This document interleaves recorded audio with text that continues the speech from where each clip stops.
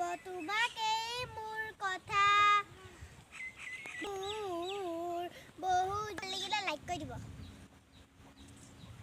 share কৰি দিব subscribe কৰি দিব সাবস্ক্ৰাইব কৰি দিব মোৰ গানটো শুনি ভাল লাগিলে মোৰ গানটো শুনি ভাল লাগিলে থ্যাংক ইউ গুড গাৰ্ল